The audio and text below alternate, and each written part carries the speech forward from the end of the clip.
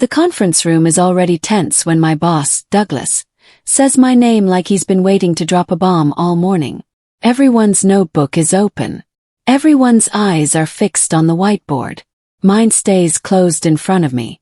This operational failure traces directly back to Stephanie's oversight, he says. His voice steady and certain, like he's a judge delivering a verdict. We trusted her with this project. It failed on her watch. I feel the room recalibrate in real time. People exchange glances so quick they think I don't see them. No one looks at me directly. That's the worst part because it means they've already decided. I wait for him to cite a specific date. I wait for him to name an actual decision I made. He doesn't. He just sits back like he's closed a door and swallowed the key. My mouth stays closed too. Something deep in my gut tells me that defending myself right now will only make me look desperate, emotional, untrustworthy. The client is already talking about pulling the contract, he adds quietly, letting the words settle into the silence.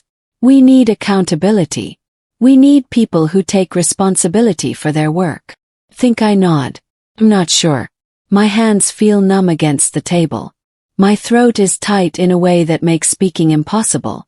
I can feel the temperature of the room changing, the way everyone's body language shifts away from me like I've become contaminated somehow.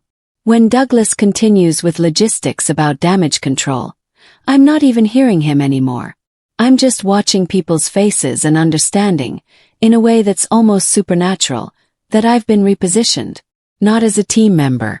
Not as someone who can be trusted. As a liability. The meeting ends and the exodus is immediate. People cluster into groups like I'm a fire hazard. Someone mentions lunch. Someone else laughs at something that has nothing to do with this mess, that laugh a little too loud, a little too desperate to establish normalcy. I sit at the table alone. 3 minutes. 4. 5. No one comes back to check on me. No one asks if I want to talk through this. No one even makes eye contact as they leave. It's like I've already been decided on in a way that's irreversible. The silence around me becomes its own kind of violence. I'm replaying his exact words in my mind, trying to find the specific point where I should have spoken up, should have defended myself. But there wasn't one. His accusation was too smooth, too rehearsed. He said her watch. He said trusted her. But he never said which specific decision I made. He never cited a date. He never showed a document. He never said when. He never said what.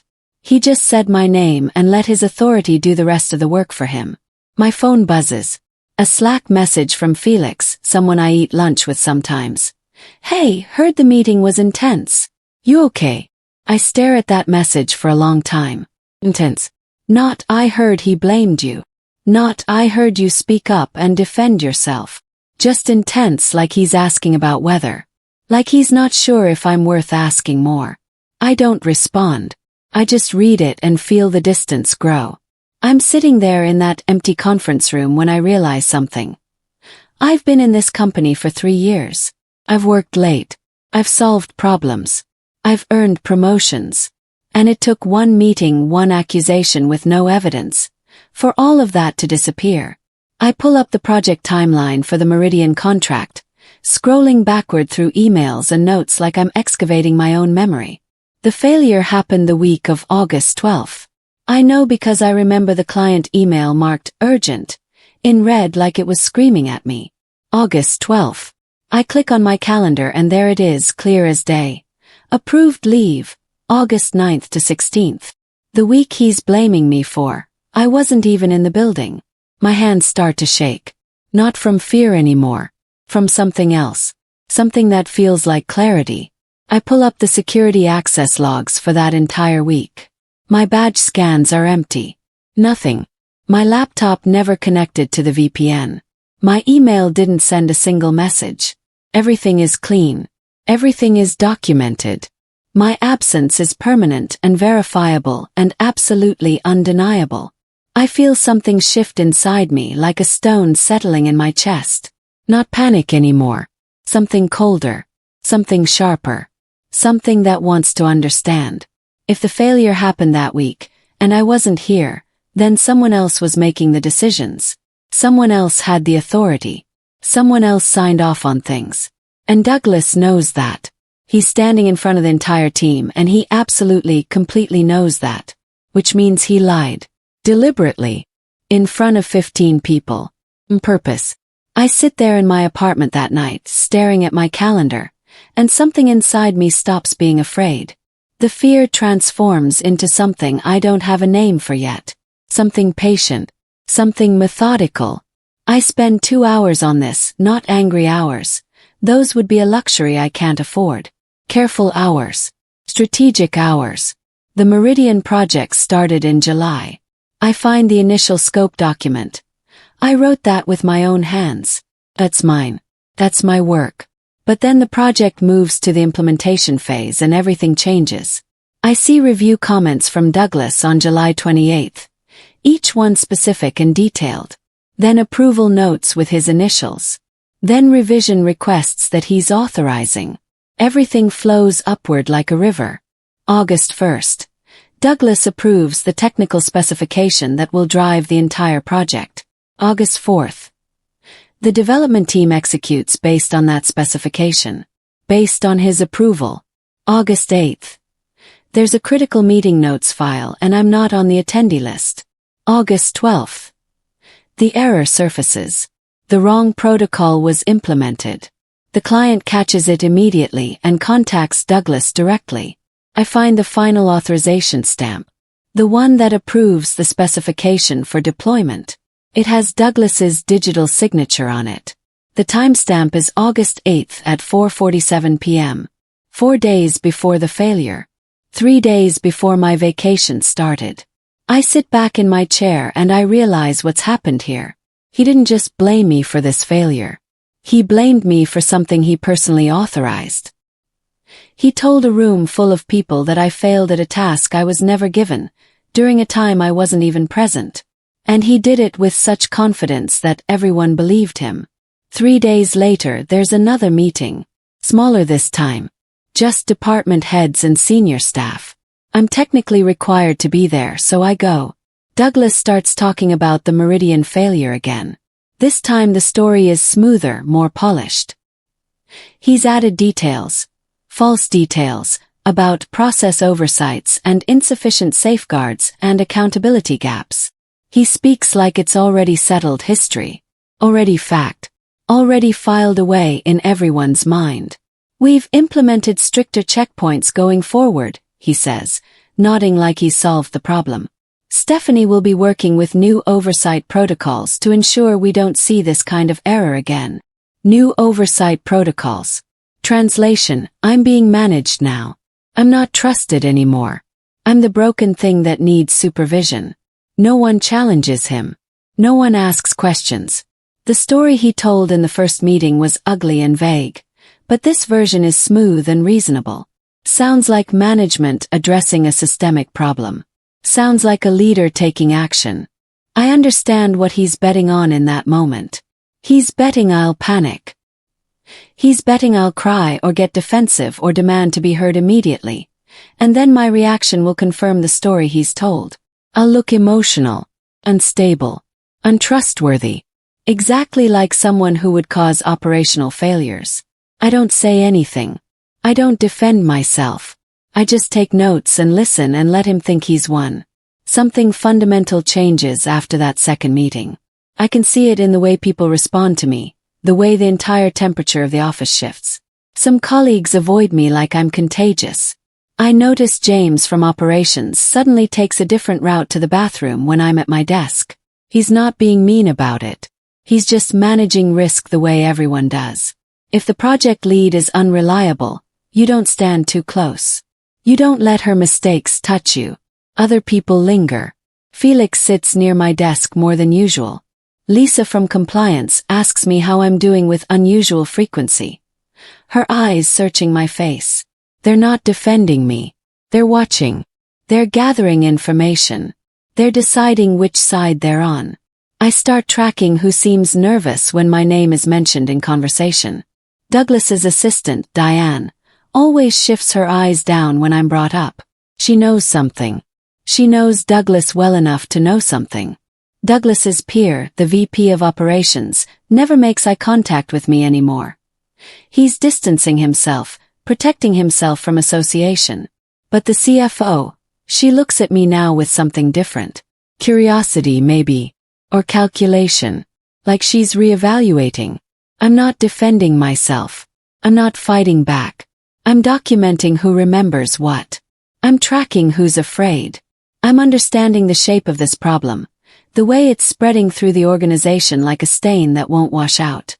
The email comes on a Wednesday afternoon when I'm already exhausted. Performance check-in. Let's connect. No metrics attached. No examples of specific concerns. Just the word concern. Just a meeting scheduled for the following Monday in the HR director's office. I know what this is. I've watched enough workplace dramas to understand. It's the beginning of a paper trail. It's documentation for a file that's being built. It's the official moment when the organization starts protecting itself by documenting its doubts about me. I sit in that meeting and my manager, not Douglas but his report, which makes her uncomfortable in a way I can see, speaks gently about areas of growth and rebuilding confidence. She doesn't name anything specific. She doesn't have to. The accusation is general enough to be devastating. She's just marking the moment when the organization officially decided I'm unreliable. I nod and take notes in handwriting she can see and say things like, I understand, and, I appreciate the feedback. I don't argue. I don't defend myself. I don't cry. I just listen and acknowledge and let her feel like she's done her job. She seems surprised by how calm I am. But let her be surprised. Let everyone underestimate what's happening in my mind. I create a new folder on my personal device. Hidden but organized. I label it with today's date and keep everything time-stamped and accessible. Inside I gather everything. The original project scope I wrote with my own hands. Douglas's approval comments from July. His actual words. His actual timestamps preserved. The specification he signed off on. The August 8th authorization with his digital signature. The one that approved the deployment. The email from the client marking the error and who it was sent to. My approved leave documentation from HR. My access logs showing zero activity, no badge scans, no VPN connections, nothing for that entire week. The meeting notes from August 8th that show who was in the room. I'm not doing anything illegal. I'm not hacking company servers or stealing documents. I'm collecting evidence that already exists. Evidence that's stored on company servers. Evidence that's already public record in some sense. Evidence that's already tied to my work history. Everything is clean. Everything is factual. I organize it by date, by type, by relevance. I add nothing. I interpret nothing. I don't speculate. I just gather the truth in its purest form. And then I realize something that makes me go completely still. The company's own policies directly contradict what Douglas is claiming. The Meridian contract had a clear chain of approval that's documented in every system. That chain is spelled out in every procedure. And Douglas is literally the person who broke that chain, not me. I overhear it in the hallway near the break room while I'm getting coffee nobody wants to share with me anymore. Compliance is preparing for an external audit. Routine. Annual. Unforgiving. The person saying it sounds casual, like it's just a thing that happens every year. But something in my chest tightens because I understand what an external audit actually means. It means independent people looking at everything. It means following chains of approval all the way back to the beginning. It means checking dates against access logs. It means the kind of precision that Douglas's story cannot survive. The audit is 3 months away. I walk back to my desk and I think about that timeline. 3 months. By the time external auditors show up, Douglas will have had time to clean things up. He could delete emails. He could alter documents. He could bury the evidence. But he doesn't know I'm ready. He doesn't know I'm watching. He doesn't know I've already copied everything. By September, Douglas's tension completely disappears. He jokes more in meetings. He laughs at things that aren't funny, like he's testing whether people will laugh with him. He stops checking details before approving documents. He stops double-checking timelines. He assumes the narrative has stuck permanently in everyone's mind. He assumes I've internalized the blame so deeply that I'll just accept it. He assumes I'm broken and manageable. One afternoon, he's in a meeting with the whole team, and he makes a casual comment that stops me cold. Yeah, the meridian thing was a learning moment. We've all learned not to skip steps in our approval process. We've all learned not to skip steps in our approval process. He just admitted it. Not intentionally. Not strategically. But he admitted that someone skipped steps in the approval process. And he's including himself in that we. He's saying we all learn from this. Which means the failure came from a process failure, not an individual failure. The arrogance is so complete that he doesn't even realize he's contradicted his own story about me being the problem. I write down the exact time and what he said. August authorization. September admission. His words creating their own contradiction. October brings another issue. A different project. Different team members. But somehow, the narrative about my unreliability finds me again. Douglas mentions in a leadership meeting that there have been consistency issues with process compliance in certain areas. He doesn't name me, but he doesn't have to.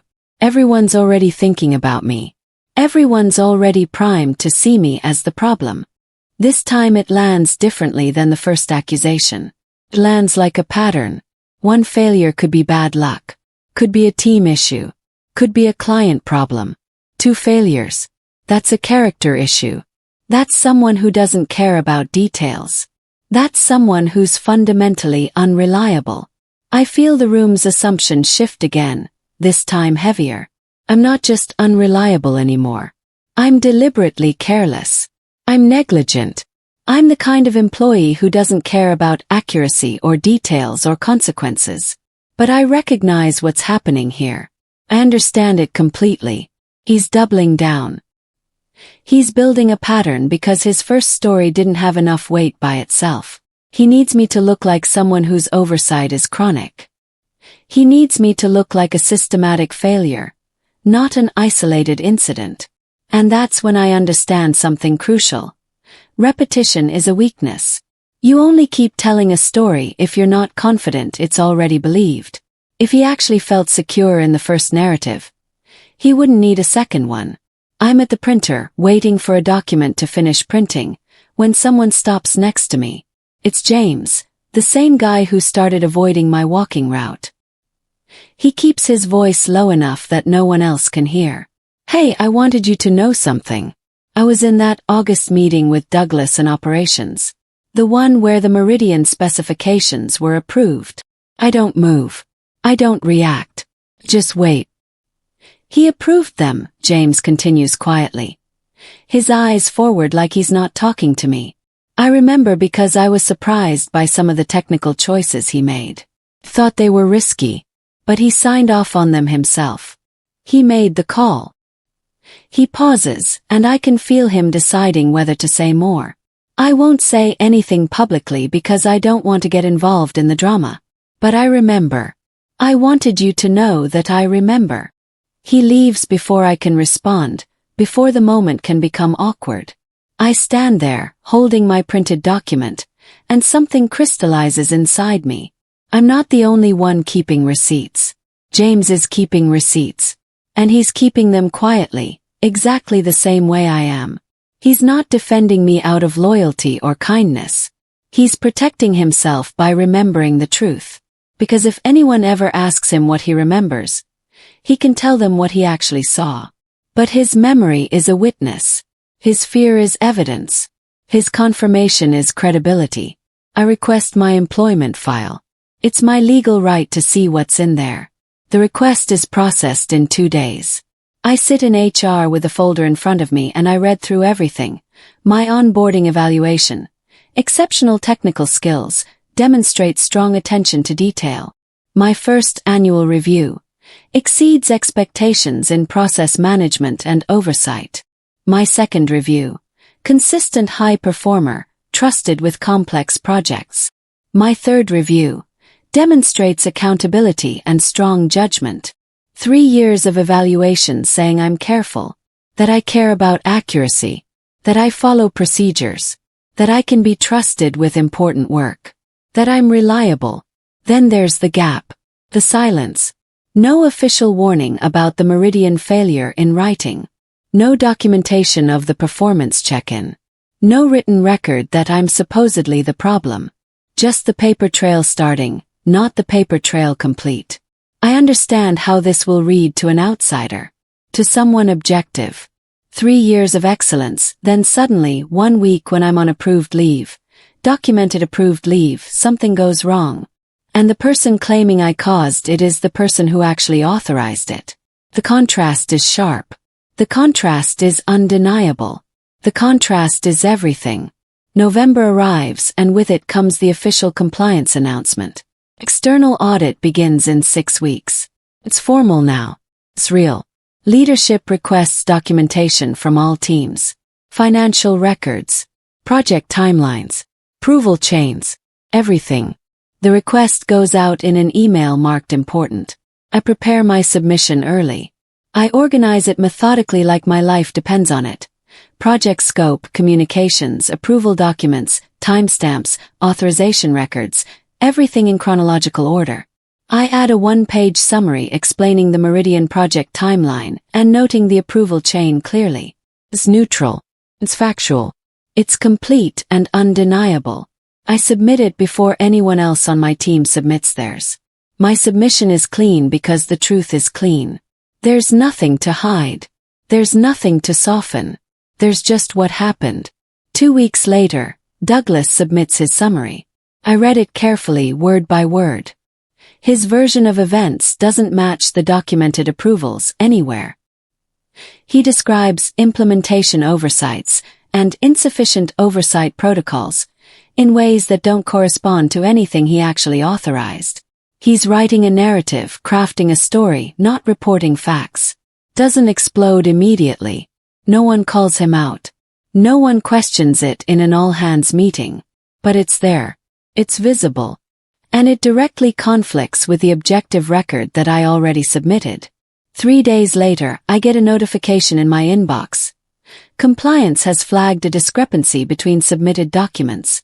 The official systems are noticing now. Not me making accusations. Not personal conflict playing out. The institution itself is noting that something doesn't match. The institution is asking questions. A compliance officer named Jasmine reaches out to me directly via email. Her message is neutral. Professional. No sympathy in her tone. No accusation. Just precision. Can you clarify the decision authorization process for the Meridian project in August? We have some conflicting documentation and want to ensure we understand the chain of approval correctly. I respond with care and accuracy. Dates, names, document timestamps, the approval chain exactly as it occurred in the system. I answer only what she asked. I don't interpret. I don't defend myself. I don't explain my innocence. I just provide clarity. She schedules a call with me. During the call, she doesn't ask me to explain away anything. She doesn't ask me to defend myself. She asks factual questions. When did you hand off the project? Who received it? What was the status at that point? What was your role during that week? She's building her own timeline, independent of everyone else's narrative. Her voice is professional and kind but firm. She's not investigating me. She's investigating what actually happened. At the end of the call, she asks for original system logs showing the approval authorization for August 8th. She wants the actual digital record, not someone's interpretation of it. She wants the permanent record. I provide the system logs. Jasmine goes back to Douglas and asks him to clarify the specific approval he referenced in his summary. The one he mentioned. The one that supposedly showed my oversight. The approval he referenced doesn't exist. But the one I'm providing does. And it has his digital signature. August 8th at 4:47 p.m. His credentials. His authorization code.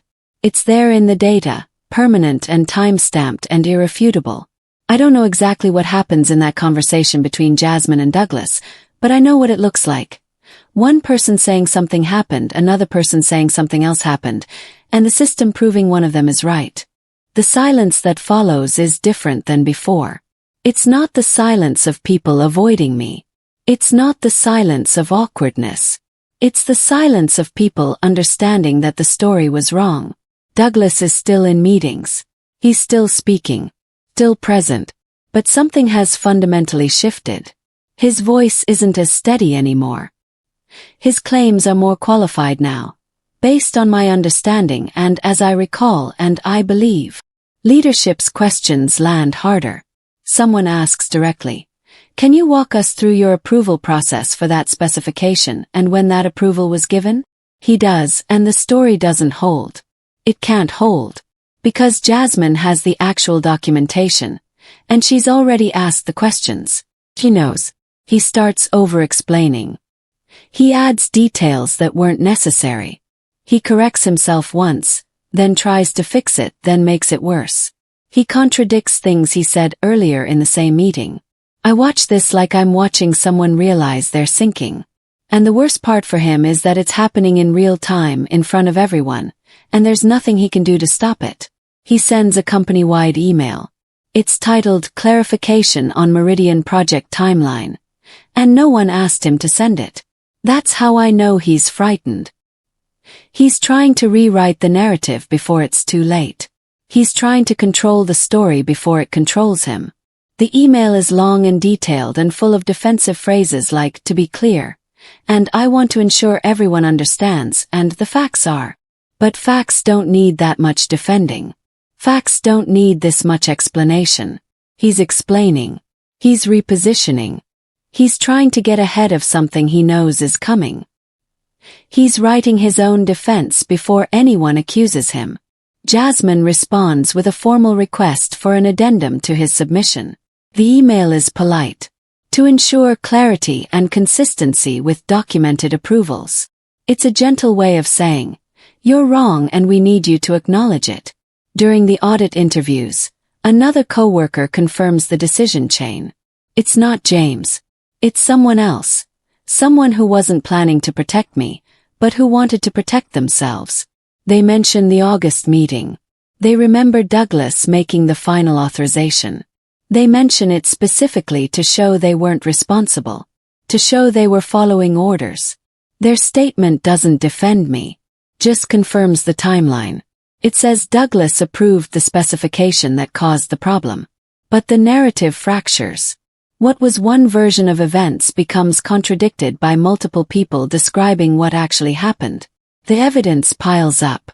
The truth becomes harder and harder to deny. The pattern isn't that I'm careless anymore. The pattern is that Douglas approved something that failed, and then blamed someone else for it. My performance review is scheduled for early December. Then it's postponed. No explanation provided. Just, "We'll reschedule once current priorities settle." No explanation, but I understand completely. Power is shifting behind closed doors. Leadership is in conversations I'm not part of. They're deciding what to do about the fact that a senior manager blamed an employee for something he authorized. And now the documentation proves it beyond doubt. Then I'm added to a meeting I wasn't originally scheduled for. It appears on my calendar suddenly. Meridian Project Closeout Meeting. Title is calm, routine, professional. But the guest list tells me everything I need to know. I walk into the conference room 3 minutes early. Douglas arrives 7 minutes late. Jasmine is already there. So is the HR director. There's a folder open on the table. Everything is organized. Everything is ready. Jasmine starts without preamble. "We wanted to clarify the Meridian project authorization process." She lays out the documents methodically. Timeline. The approval records.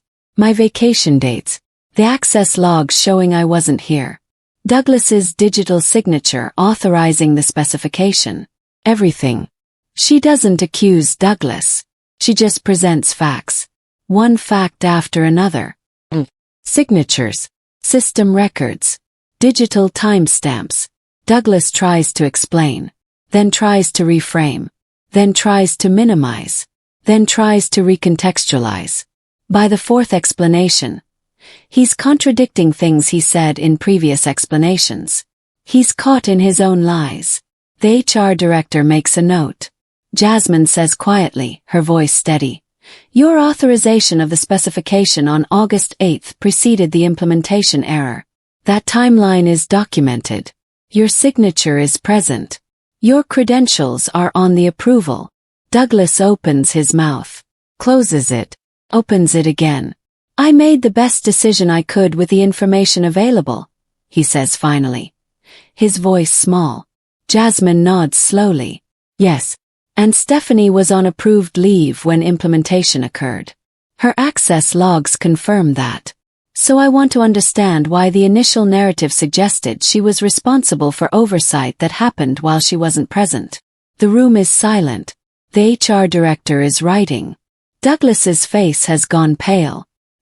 He's trying to construct an explanation and can't find one that works anymore. I think, the HR director says carefully, we need to pause here. They tell us we're done. They'll be in touch. Douglas and I stand up. I don't look at him. I don't speak to him. I don't gloat. I just walk out and close the door behind me. 3 days later, there's an internal message to the entire company. We're making some leadership adjustments to ensure better alignment with our operational values. Douglas will be transitioning out of his current role, effective immediately. We appreciate his contributions. No explanation. No drama. No scandal broadcast to everyone. Just an announcement that makes it clear something happened, but doesn't say what. Everyone understands anyway. That same day, I get a calendar invite for a private meeting with the VP of Operations. The VP asks me to sit down and offers me a role. Senior Project Manager. Reporting directly to her instead of to any department where I might be undermined. More responsibility. More authority. Better title. Better pay. A position that reflects what I've actually contributed all along. You've handled this with remarkable professionalism, she says. And you've built a reputation for accuracy and integrity. We need that. We need people who won't compromise the truth. I don't talk about Douglas. I don't mention what happened. I don't gloat or explain or justify or demand an apology. I just say, yes, I'm ready. I return to my desk and for the first time in months, people approach me differently. There's respect there. There's acknowledgement. There's belief in what I've done, not suspicion about what they think I've done. I'm not invisible anymore. I'm not fighting to be heard. I'm just visible, intact, and finally trusted by the people who matter. I don't need revenge. I needed the truth. And the truth, when it's finally documented and clear and undeniable, doesn't need anything else. Stands on its own.